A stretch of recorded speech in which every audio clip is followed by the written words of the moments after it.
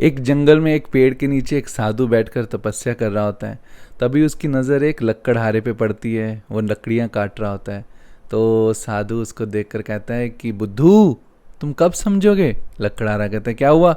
बोलता है कि कब तक ये लकड़ियाँ काटोगे? तुम्हें पता है इसी जंगल के तुम थोड़ा सा आगे जाओगे ना तो वहाँ चंदन की लकड़ियाँ हैं। यहाँ तुम रोज़ आते हो, वहाँ 15 दिन के बाद एक दिन आना और लकड़ियाँ काट के लेके जाना, ज़िंदगी कितनी सरल हो जाएगी। लकड़हारा खुश हो जाता है, कहता है कि मैं तो ऐसा ही करने वाला हूँ। तो वो 15 दिन के बाद आता है, चंदन की लकड़ियाँ लेके फिर चला जाता है। थोड़े से टाइम के बाद वो साधु फिर से उसको बोलता है कि बुद्धू, तुम कब समझोगे? लकड़हारा कहता है साधु जी अब क्या हुआ? आप तपस्या से जाग कर मुझे बोल रहे हो बुद्धू कब समझोगे? तो साधु कहता है कि कब तक चंदन की लकड़ियाँ काटोगे? पता है इसी जंगल में थोड़ा आगे जाओगे ना तो वहाँ चांदी दबी हुई है, चांदी निकालो, महीने में एक बार आओ, बाकी पूरा दिन आराम करो।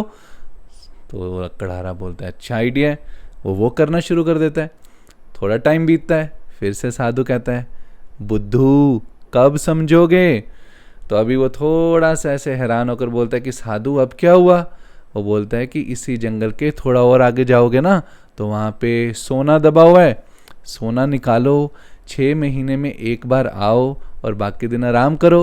लकड़हारा कहता है ओके, ये भी बड़ा मस्त आइडिया है। फिर से वो ये करना शुरू करता है। फिर एक दिन उसको साधु टोकता है बुद्धू कब समझोगे? इसी जंगल के थोड़ा सा और आगे जाओ तो वहाँ हीरे दबे हुए हैं, उन हीरो को निकालो, 1 साल में एक बार आओ और बाकी पूरा साल आराम करो। लकड़हारा कहता है वाह, ये तो बड़ा ही ब्रिलियंट आइडिया है। तो वो करना शुरू कर देता है।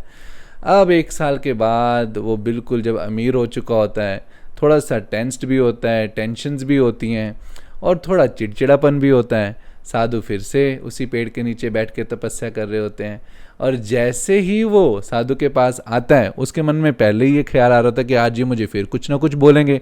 तो साधु फिर से उसको वही बात बोलते हैं कि बुद्धू तुम कब समझोगे? तो वो बिल्कुल चिढ़ जाता है, चिढ़ के बोलता है कि आपकी प्रॉब्लम क्या है? कितनी बार आपने मुझे बोला है कि बुद्धू कब समझोगे? मुझे आपने लकड़ियों से हीरे तक पहुंचा दिया, अब भी कह रहे हो कि बुद्धू कब समझोगे? आप कहना क्या चाहते हो? तो साधु कहता है कि बुद्धू तुम कब समझोगे ये मैं बार बार इसलिए बोलता हूँ कि तुमने लकड़ियाँ पाली, चंदन की लकड़ियाँ पाली, चांदी पाली, सोना पा लिया, हीरे पा लिए, तुमने कभी ये नहीं सोचा कि ये जो साधु हैं जिनको ये सारी मटेरियलिस्टिक चीज़ों के बारे में पता है, ये सबको छोड़कर इस पेड़ के नीचे क्या कर रहे हैं? इनको साधना में, तपस्या में, परमात्मा के साथ कनेक्शन में ऐसा क्या मिला है जो इन सब चीज़ों से भी ज़्यादा मूल्यवान है? इसीलिए मैं कहता हूँ कि बुद्धू तुम कब समझोगे? तो वो जो लकड़हारा होता है ना, थोड़ा सा इमोशनल होकर उसको अपनी गलती का एहसास होता है, तो वो साधु के पास जाके बैठता है। तो साधु उसे बहुत प्यार से कहता है कि आध्यात्मिक व्यक्ति वो नहीं होता जो मटेरियलिस्टिक वर्ल्ड से परिचित नहीं है या जिसे मटेरियलिस्टिक साधनों की अवेयरनेस नहीं है।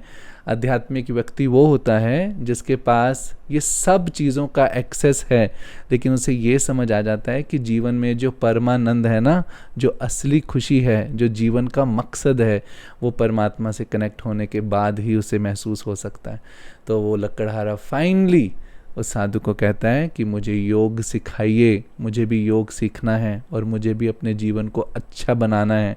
मुझे सिर्फ मटेरियलिस्टिक पोजेशंस को ही एक्वायर नहीं करना, मुझे अपनी ज़िंदगी को ट्रूली एलिवेट करना है।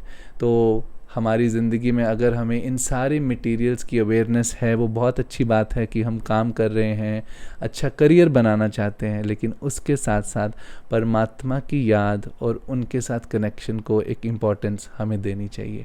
आई रियली होप ये स्टोरी आप सबके दिल में लंबे समय तक रहे और आप इस पे चर्न करें। Thank you so much. ओम शांति।